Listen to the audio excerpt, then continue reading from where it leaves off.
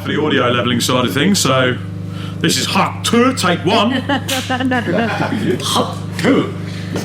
Just do that. Take out man, the bad bits. Ladies and gentlemen, welcome to first episode of episode 3 of the Driving Talk podcast.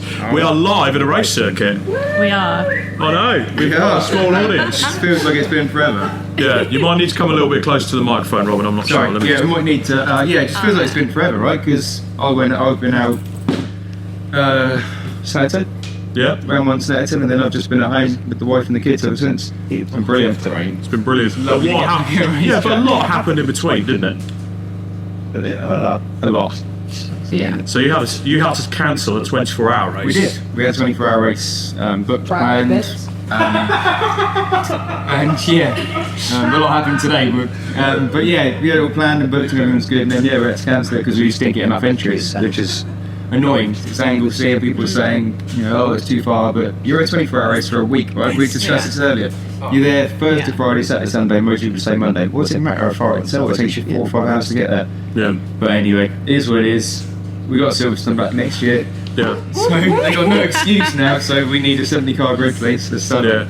Yeah. I mean, I'm terribly rude here. I haven't actually introduced my guests for today. So we've got from Driven Minds, we've got Nick Gough and Katie Ramsey, also known as Nick Ramsey-Gough and Katie Ramsey-Gough, or RAG as they're very well known. RAG, I like that. And we also have returning guest to the Driving Talk podcast. We've got Robin Welsh, and we sat down and had a very intimate chat at another race circuit. It was at Snetterton a few years ago. The first time we did, but you couldn't hear me. Yeah, pretty much. But Ran for like an hour. You couldn't. I feel that was very heartfelt that episode. It was a very intense episode. Very honest. We went through it. And isn't that all you can do? It looks like we've got some dinner on the way. Oh, we got some dinner on the way as well. All you can do is be honest. Absolutely. Yeah. Thank you, boss. We've I've got a foldie. Oh, the boss has got a folded burger. Thank you to Kev Welsh, who's come into the podcast with his food delivery. But in all seriousness, so you've had the stress of that going on. That has got to be an absolute nightmare for you, and an incredible stress. I mean, financially, it must be incredibly tough. Remind me what we were talking about. 24-hour race. Burger came in. Well, no, I was talking about your burger actually. It must have cost an absolute fortune. No. Yeah, 24 hours is mad. You got to put a lot of deposits up front, and it's the small detail people don't realise. Yeah. You've got a marshal crew, you've got the recovery truck crew, you've got all the stewards and behind the scenes stuff, and you've got the teams that have entered to book B&Bs and all the rest of it, and there's so much planning that goes into it. And then, when you got to cancel it, it was gutting for everyone, but I just felt like I just let everyone down. There was nothing I could do about it. We just no, that's it. It just felt rubbish. We couldn't make that happen. But it's one of those things. Well, I've got to give a shout out as well to the BPC Motorsport team that have let us use their hospitality awning to. Yeah, it's really posh. Yeah, very. I was very up till 2 o'clock Thursday morning putting it up. So shout out to me for that. Yeah, shout out to Robin Welsh for putting it up. Building it. But obviously we're going to be incredibly busy here this weekend. We've got the Driven Minds element coming into it with running the Gen 2 C1 in the C1 Club car, so that's really cool. Yeah, so the ambassadors out in that car. Yeah. I'm out in the modified Fords, hopefully to do 3 races and do pretty well and not crunch it and not blow it up. Yeah. Donington Park, right? I noticed something when I was kind of out on the track walk yesterday, tyre stacks. Because they all kicked off at Thruxton for the recent touring car round, so I want to get your view on tyre stacks. I'm going to have to say I raced today and I did many things wrong, as sure you can get into, but tyre stacks I didn't see any that were a concern to me at all. They're on the chicanes, but if you get that far that you reach a tyre stack, you're doing something really wrong. Or if you've been hit or something, but you could argue that at Coombe, if you get hit at Coombe, you're just going to hit the wall straight away because there's no run-off. So I actually don't think there's an argument for where the tyre stacks are here this weekend. I know we did speak about it, and I know you probably don't have to go defending it, but after racing quite a powerful car today, the big stupid blocks in the floor I hate, and they're dangerous, and when you hit them it just smashes the whole car, and we can see lots of wheels and things fail this weekend in testing already from them. But I think it just shows just don't get near them. They're all on green concrete. And this is only it. So they are track limits. So all my track limit infringements today, which I'm sure everyone's going to rave on about, was old hairpin really, because I'm old school, and as far as I was saying, it was 2 wheels on the track. but that means that your left wheels are over the curb, and now it's track and curb only, like so strict. Okay. Obviously, I should have known that being series organiser. I just was racing and got my race head on. But in the chicanes, if you look where you got the track and the curb, then there's a yellow bit, and then those horrible concrete blocks are the other side of the yellow bit. So if you've hit them, you've got no excuse. What you would have to be hitting your upper plates onward would be off the track. Yeah, there's just no excuse. And then the tyre stacks are so much further in than them. I just think, no, I'm sorry, I just don't hear it. Thruxton, I think it was a problem, and I do think it's a problem they do need to address. I saw that mini hit it and rocked over. Yeah. I just thought, that sucks. You know, it just went a little bit wide and ended up flipping over. That's horrible. Took off over a sausage onto onto a tyre stack. How could we get here? Yeah, it's all of the bad stuff. But yeah, here, the blocks are horrible, the tyre stacks, I don't think they're a problem. Okay. Not what you wanted to hear, I know. No. To be honest, Just don't. You know, you've got to have control of the car. yeah. You know, I could have gone into those chicanes 21 and a half faster and, you know, risk losing every lap and probably hit the tyre stacks, but you don't. You've got to drive within your limits, drive within the car's limits. And in that, I think, you know, the tyre stacks are just not going to be in the way. So I don't think it's a problem here, personally. No. Okay, put into something like 53 C1s trying to go through said chicane on the first couple of laps. Yeah, tyre stack's probably going to be in the way. Yeah. Let's hope they're not. Yeah. And to be fair, where the chicane is, I think after the first lap, by the time the C1s get there, they'll be in a line anyway. So I don't think it'd be a problem. You can go through there two abreast anyway, so I think that'd be fine. Actually, You could definitely go through that chicane to abreast. in a C1 for sure. Oh, right, okay. Yeah. No worry. I was just going to say I'll bloody try that tomorrow, but maybe I don't know. I think I might split them up. To keep it. Yeah, exactly. Yeah, absolutely. But obviously, apart from your new hairdressing career, how did the outing go in the TT today? It's brilliant actually. Really nice to get back out in the car. Qualifying was really short. We had some brake issues, which we discussed. Wrong pad, and that's fine. We've put the right. There's still a brake issue with that car because we've put a fresh set of RS29s in it that were bedded in, and it's destroyed an entire set of RS29 pads in 2 hours. Like down to metal, done, gone. So that's 400 quid worth of pads in 2 hours. Is that on the R2 cuff? It's in the big billet AP setup, yeah. ABC setup, sorry. Yeah. The big EBC setup. I'm sure there's a problem that I think that they've had a problem with the wheels and it's not drawing the air through to cool the brakes. So I'm wondering if maybe a change of wheels is on the cards, because there's a few other people that run those TT cars, have changed the wheels and then lost the issues. Okay. Possibly. I don't know. But in fact, the brakes did work for the 2 hours, which was great. I did my hour stint. Yeah. Very much ready to get out of the car after that because I was so hot. But yeah, other than the track limits infringements, which is just my bad, we'd have done really well. So it's frustrating that I did that. Okay, so talking of track limits, how many infringements are we talking? 13. You got in there before me then. I was like, Yeah, so you're primed already. Yeah, 13, but you know what? It's going to be a really interesting conversation in the C1 briefing tomorrow, though, because I can actually genuinely say to them now, look, guys, this is the outcome. Yeah. If you do it, I was on for a podium. We probably mathematically could have got second in that race. Yeah. And then we finished 5th and like 18th overall and just lost everything because... Yeah. Thank you very much. Don't mince your words, Nick. Jesus. But that's what it's down to. You know, doing that has cost me the race.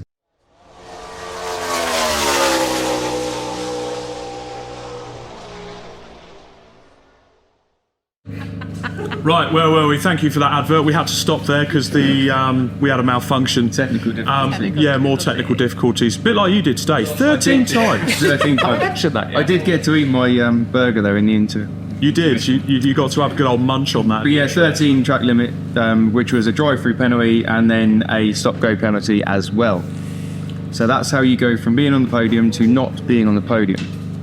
Tit. Right. I felt gutted for the team, to be fair, and the other driver, you know, he did really well today. He got on the pace really quickly, and we did our thing as much as we could, other than the fact that I just was an idiot. So let's talk about tomorrow then. So not only have we got a 53 car C1 grid, Nick, I'm looking at you, mate. Bang. Yeah. You're in the City Car Cup. Oh, Look forward to it? I am looking forward to it. It's been a busy day, but done a bit testing. Yeah. You confident? Yeah, if we're going forward, I'm not Nick Ramsey-Gough of 2 years ago when I was fighting, at Brad, where we were in the top 5, 3rd, 4th, and 5th, and all following each other. That was brilliant. I'm a second or two off of that, but Why is that? a lack of seat time. Literally all it is, it went from endurance racing, where you get hours and hours, to half a city car season, and then half a year off, and it's just... I would like to add mindset into that as well. I think, yeah. And so if you're around Nick in a race weekend, the first thing he will say is, I don't qualify well. And I think that kind You're of... not good if you say that. Yeah.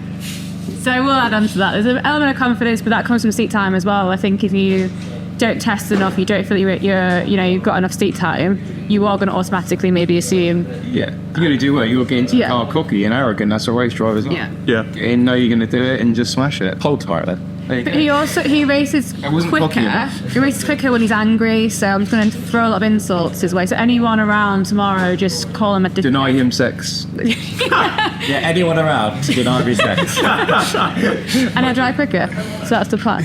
I like that. Oh, fair play. And you've got a new job tomorrow, haven't you? Yes. Yeah. Tell us. You're Coordinate. bricking it, aren't you? Yeah, honestly, 53 C1s and... It's not just the 53 C1s you got to worry about. It's the fact that there's on average 3 drivers per car. Yep. Wow, so that's over 150 drivers you've got to deal with. I've not done the mental maths. 150. And they're all going to ask you all the questions and... Yes. No, it'll be fine. It'll be good. For good fun. I'll be there holding a hand. Charlotte's going to be helping. Yeah. Yeah. So it's kind of a soft launch.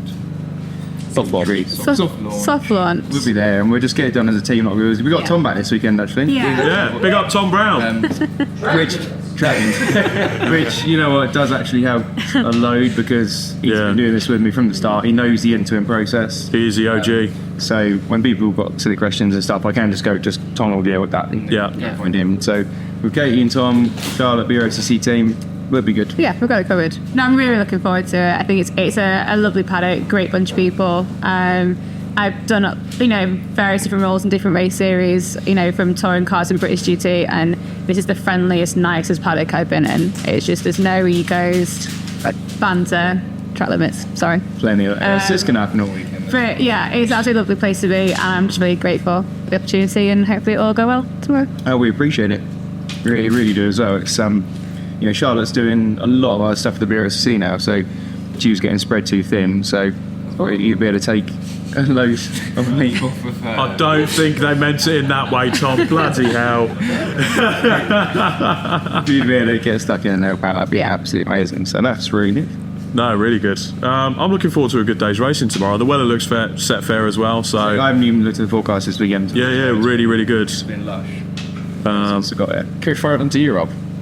Go on, Ed. Your target tomorrow? Qualifying 3 races. Qualifying in 3 races. The problem is the class I'm in with the EcoBoost class. I mean, I've got a good car under me.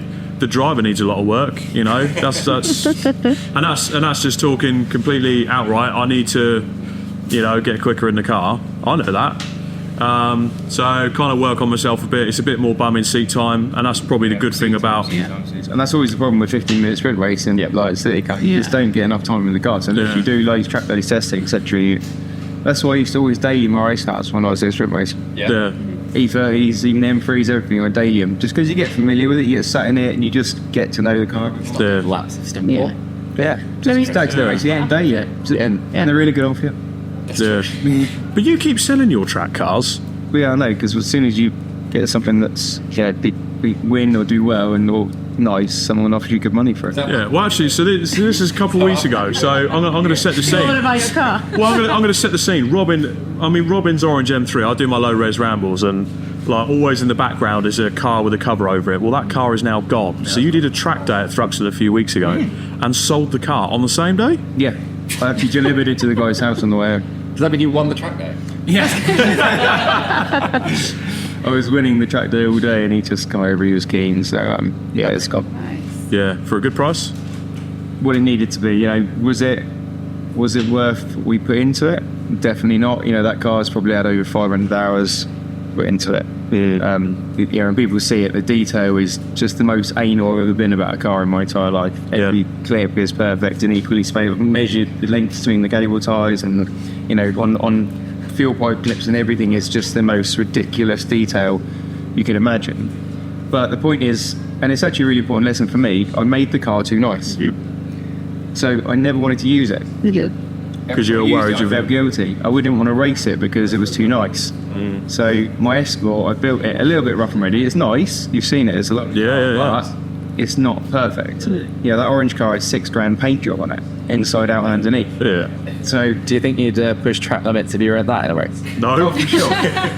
For sure. You see me driving it on a track day, then yeah, you'd understand that. Black flag. Yeah, black flag every time. Yeah. Because once I'm in a race car, I don't care what it is. Yeah. Just go for it. But I didn't want to race it because I didn't want to risk damage that car, because I could never make it as perfect as it is again. Yeah. My Escort, if someone drives down the side of my Escort, I just laugh and give it to my mate Trig, and they just put another side in it, because you can buy every panel brand new from up to Escort. Yeah, As long as MST doing the that. roof survives, then you can just make the whole thing new. Yeah. But that E36, I could never make it as perfect as it is again. Where are you going to find an E36 M3 for reasonable money to start with? You're not. And then you got a bare shell, acid, dead pit wire, all the boring stuff, T45 cage, you add everything. And yeah, it's just too perfect, so Yeah. I won't be doing that again. But then you also want another M3 in a competition, what, Christmas? Yeah, same colour as my other one. So I know. I had 2 fire orange M3s actually. At one point we just got cool. And you sold both. Yeah, I know. What is but wrong the with FE, I won it on Drink Bar giveaways. Yeah. Shout out to those boys. Thank you very much for that. It was amazing. But me and Vicky are trying to move house at the moment. Yeah. So it's just one of those things. You get offered 40 grand for something that you pay £3 for. You got to just sell it. That's a hell of a profit Good return, margin. isn't it? It's pretty good. But I'm not going to see any of it. It's just gone straight into the next house. But yeah, it's as nice as it was. Again, I did like having that car. Me and Tom actually went out a few times, and again, it was kind of just a bit too nice, because it was a fire orange individual competition pack, low mileage, low owners. It was like this unicorn, beautiful thing. I'd rather have a 20 grand one that's been written off 3 times and spent its life in Birmingham. Yeah. Because I'd actually use it and enjoy it. Yeah. I had this 10. Yeah, just for context there, listeners and viewers of the Driving Talk podcast, BPC Motorsport / Tuning is based where? Brentwood Tuning. Yeah. Birmingham. Yeah. Big shout out to those guys. Thank you for having us in your awning, where Robin has just made you a prime target. Everyone from Birmingham knows where they live, it's fine. Yeah. But yeah, the problem is Stop. I had two fire orange, beautiful fire orange FA M3, 36 M3, both of them were too nice, didn't want to use them, so both gone, money in the pot. Money in the pot. And I've still got my Escort. So, And a Gen 2. and a Gen 2 C1, and Goldie. And Goldie, Yeah, Tom the got third. a race car between us. So we got Right, so the you- gold is pensioner spec 330. We're going to gold, yeah. It actually is. Wrist support page. And we're getting there with the build of that, but I'm having to do it around other work, the workshop, because obviously I have got a normal job. Yeah. So it's a little bit slow progress, but hopefully we might get out for Snetterton. Yeah. That'd be great if we can. And yeah, do some super sport in that. See where it finishes and just have some fun in it, really. Yeah. No pressure fun. Absolutely. The one thing I've kind of noted about this weekend, I know time's getting on, it's a bit late, and we've got to let Nick and Katie go and get some food. But the last thing I want to finish on, we've kind of bucked a trend this weekend, because every single grid, as far as I'm aware, has got very healthy grids. I'm going to put this question to the three of you. Where do you think British Motorsport, I mean, we're mid-June at the moment, first episode of, season 3, we're doing mid-season, and people have been a bit worried. We've spoken about 24 hours, having to cancel that, doing all that. Where do you think British Motorsport is at the moment? We're looking at this weekend, looking at this, I think we're at the peak of it, right? How can it be better than where we are now? Better than production BMW days? Yeah, no. That was ABC grids every weekend, and we had Right. that for 3 years. Okay. Bumper grids for 3 years, and that was crazy. Yeah, I mean, everyone's worried about it. The cost is the biggest thing, the biggest concern for everyone. And Yeah. I don't know what the solution is to that at the moment. All we can do is, get the inflation, the circuit prices from BRCC every year, Yeah. and see what we can do with it as a package to try and subsidise as much as we can as a club to keep the prices down as much as possible. But it's got to be expensive to run a circuit, right? To a point. To a point. But yeah, I think that doesn't need looking at. in my opinion. Yeah. Yeah, definitely. I think Anglesey was a wake-up call. I think seeing that, not being able to take part, I don't think anyone really imagined that, a 24-hour race would be cancelled because we didn't have the entries. So, and I think to see, your capacity grid this weekend, I think people have kind of gone, okay, yeah, we all have a part to play in this, and get our entries in on time, and let's go out racing and keep it going. And Entries in on time, that'd be nice. Yeah. So many people just not doing it for this. Any of the C1 listeners, please just stop. If you want to do anything to help, just get your entries in on time and get your admin done. Get your driver's leave. That's some time early. You know you're going to do it. Just get the entry. Do you know, you've got rotation, you'd be a bit grumpy maybe around the paddock. I bet you would be much better if you slept properly before. Yeah, how amazing would that be? Not just go, I love how I'm going to get entries. cross your reputation around the paddock now. You just sneak that one in the screen. It's not. What did you say? It's no secret. Spade. It's no secrets.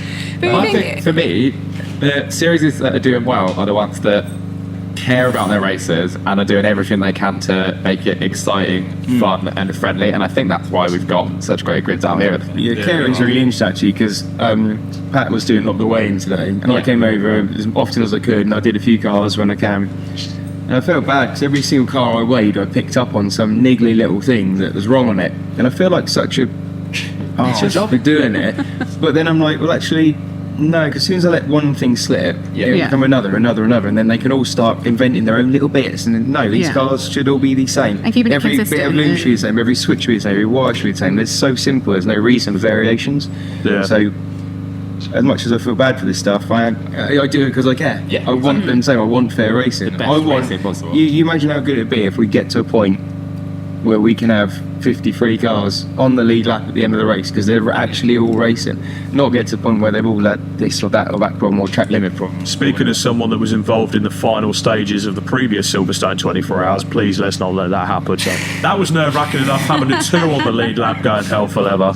You know what I mean? It's controversial, isn't it? Well, to be fair, I think one of the best C1 races recently that I've been a part of was the wet race that happened here, where you had the three for the lead up to the last lap. Yeah, but that's what it should be. There's not many series or championships in general that it comes down to an actual race for the finish, and we do that after 3 hours. Yeah. We can often have 3 or 4 or 5 cars racing for the lead after 3 hours of racing. That's impressive. It's not just the top, even though we were chatting about it with Jack earlier, and it's, we've got teams like Altabasso coming in for the first time, and they're like, it'd be great to get in top, and I'm like, do you know what, it'd be great to finish in the front half of this field. It is so competitive now. A top 10 is almost a podium. There could be any of those top 10. Yeah, you look at the times after quali, and the top 20 will be on the same second easily. And that's testament to, like you say, keeping the cars even, keeping all equal, that people just turning up and supporting the club as well. It's interesting, like, James Matthews is getting a load of stick from the team these days because obviously he just goes out and it's a Scuderia a very good C1 team. One of my favourites. That's not fair. I don't have favourites, but they're brilliant. They're proper clubbies. They turn up, they have a laugh, they're cool, but they race hard. But James always has to be on pole. But the team has said, look, there's a ball draw now. It doesn't matter. You just got to get in the top 10 and just chill out. And he's just looking at me, and I'm just like, you're never going to do that, are you? So people can still, qualify, and actually they can still get on the board fastest. We're going to mix it up, and I'm glad we're doing that. It's working well. It's the bragging rights, I guess. That's what it is, and fair play to him. And those little things like that, it's just fun, Yeah, but ultimately, British motorsport. Yeah. I mean, we go back to the question: British, what health is at the moment, and particularly. You guys can answer this. I'm getting in the corner. No. I mean, so it's got two of us. Haven't you? You've got your absolute money of British GT, which are pretty much unaffected because they could afford to race in something better if they could get into it. You've got the middle class, which are the ones that I see are struggling on grids. Your TCRs are even BTCC, Brick car. Are struggling, and then people are coming down to a club level, and you're getting a bit more money coming into this. I would say bigger teams come into these sorts of series and do well. So it's just the problem is that it's the middle ones that prop up a lot of race weekends, don't they? Like for sure with their I know some people that run in the JCW mini paddock. You look at their grids this year, and it's not sustainable at that. No, I feel bad for the organisers because I know what this stuff costs, and they think, wow, that's just that's hurting. You know, they're going away from that weekend very much out of pocket, which is rubbish. Why? Yeah, this isn't a job for most people. You know, it's just this, and to go away from it losing money. John Winter, prime example. You know, he runs the Coupe Cup. A really good conversation with him during the week, because he's really working hard trying to get the MSA to understand the current problems we've got and whatnot. But this weekend, this year, it's going to borderline bankrupt him personally, because he's got to sign the contract with Bark. That's fair enough, and Bark have reserved the track time for him. Fair enough, so he's got to pay the bills. But he hasn't. He's really struggling with entries, and there's potential. He has to. People forget he personally has to pay for that. He has to pay for it. Yeah. And that sucks, you know. So it's So much stress to put on people, and like, most of us are here because we absolutely love motorsport. We're not it's rubbish. Thing, like, you know, individual people can go away from it out of pocket. It's just right. So support Hyundai Coupes if you've got one, get it on the grid. Yeah, absolutely. I mean, it's nice to have this conversation because we're coming from different walks of life. You're coming from it as an organiser and someone that's organised the championship. You know, I'm now involved on a committee level with a modified Ford, so I kind of hear the comings and goings that go on there. And I mean, Nash Runners are strictly not-for-profit business, which is how they kind of structure the entry fees and bits like that and give back to the competitor. I mean, ultimately, for my budget, you know, I'm very lucky enough that I've got people like former JCW team Craig's Motorsport. They help me out with tyres, and I've got EBC for brakes, and I've got lots of other people to help me out. If I didn't have that, I probably wouldn't be here. Yeah. And the structured side, you know, I have to make ends meet and pay all my bills, and then I have a bit of money left to go racing. If I didn't have that, then it becomes a struggle. I mean, the working man isn't going as racing as much anymore, I don't feel. No, I mean, that's what we were seeing when our grids were tailing off a little bit. It was always the smaller teams that we were seeing not here. So it's where kind of like Morwen used to be. It was like a small group of guys got a car. The car's worth $5,000. There's no point selling it because you're not going to get enough money out of it. So you keep it, right? You race where you can when you drive. But when you're racing, you go, you know, can we afford to race next month? All of your mortgages have gone up, let's say 25%. Yeah. So the spare bit of budget that you all could put together to go racing, one of you might be in a really bad position now. If you're on a variable track mortgage and your mortgage has gone through your roof, you're absolutely screwed. So you can't then compete as a team. The other two can't afford to prop up the costs. So it's the smaller little teams that are really getting hurt away. Obviously we didn't see that 21, 22 because there was a lot of free money floating around. Load of COVID bounce back loans, load of COVID grants, everyone spending the government's money on motorsport. And you didn't spend your race budgets in 2020. Exactly. So you were lucky you had half the season, so you had 2020's budget to go into 2021. That was 2021 was great, but now we're seeing it. I think if people realise they got to pay this COVID money back, and obviously mortgage rates, interest rates will open, like so many things that affect motorsport. Just get a race. Cost of living. That is it, isn't it? You look at what you pay for your groceries and what you used to pay for instance. But we're at a positive point. We're at Donington Park mid-season. It's midsummer. The weather's beautiful, and we've 5 to 11 and it's hot. 5 to 11. Albeit I'm sat here in a jumper because I think the cool has finally come in. But it's midsummer. I think it's summer solstice tonight, isn't it? Longest night, is it not today? No. Rebecca's birthday 3 days ago, 2 days ago. Oh right, so it's a couple of days ago. So we're at the longest night, but no, it was a good chat, albeit rather briefly. Thank you, and that was episode 1 of the Driving Talk podcast. Just a note out there for the rest of the episodes for season 3 and beyond. We are going to be starting the Driven Minds Minute. We're going to be asking about things like mindset, how you go into a week, and these are different people from different walks of life, but we will explain more with our next guest at episode 2. But for now, this is the first episode of the Driving Talk podcast, season 3. Thank you for coming on, guys. No, you're welcome. Thank you. Always good to be on anytime. Fantastic. Well, happy to waffle. I suppose we're going to, happy to sit here and waffle, but for now, I suppose I better go and get my car ready. I'm going to go and drink some more beer. Yeah, okay. Thanks, everyone. There we go, a few minutes.